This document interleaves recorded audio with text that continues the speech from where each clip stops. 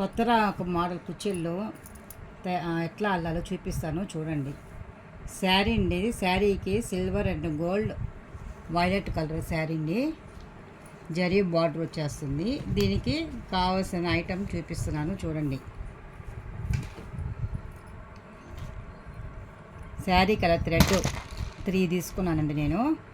ఇవి సిల్వర్, అంటే సిల్వర్ కూడా వచ్చింది కాబట్టి సిల్వర్ గుబ్బలు, సిల్వర్ గోల్డ్ కూడా వచ్చింది కాబట్టి గోల్డ్ గొట్టాలు, సిల్వర్ పూసలండి. దీన్ని ఎలా అల్లాలో చూపిస్తాను చూడండి. ఇవి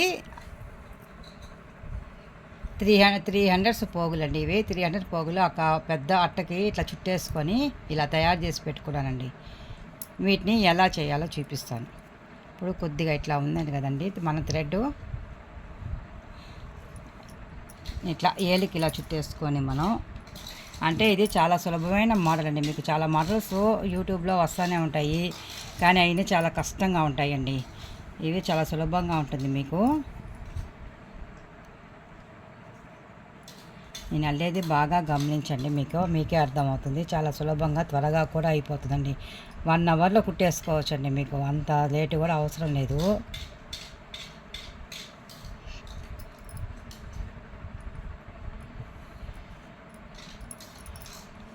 ఇలా గట్టిగా ముడి వేసేసుకోవాలి. ఆ విధంగానే మళ్ళీ ఇంకొకసారి అట్లా 2 సార్లు గట్టిగా ముడేసేసుకుంటే మనకి ఈ విధంగా వస్తుందండి. ఇప్పుడు దీనికి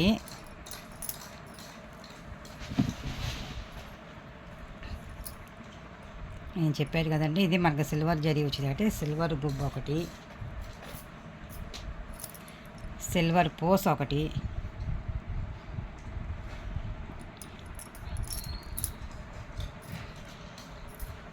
గోల్డ్ కలర్ గొట్టాల మాదిరి ఉంటాయండి. ఇవి చాలా బాగుంటాయి. ఇవి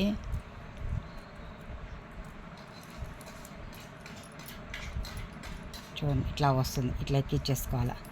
ఎక్కించుకొని మనకి ఎంత డిస్టెన్స్ లెంత్లో కావాలో అంత లెంత్లో కుట్టేసుకోవాలి.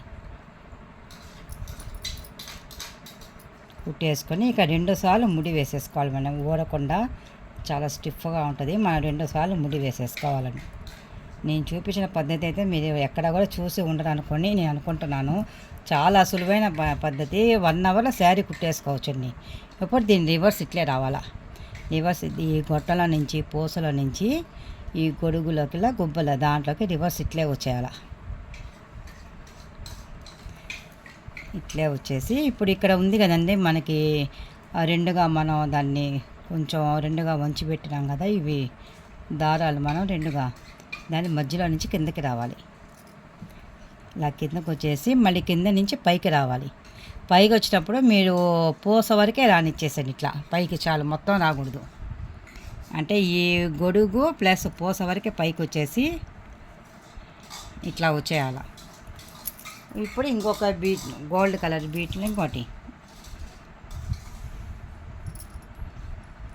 ఇది ఎక్కించేసుకొని కొద్దిగా లెంత్లో మళ్ళీ ముడి వేసేసుకోవాలి.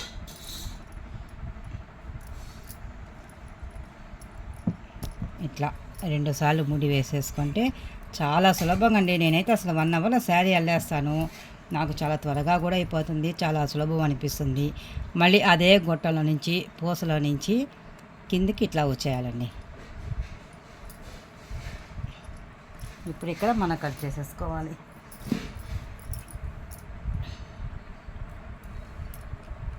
ఏం ఫ్రెండ్స్, చాలా సులభంగా ఉంది అనిపిస్తుంది కదండి మీకు కూడా చూస్తాను.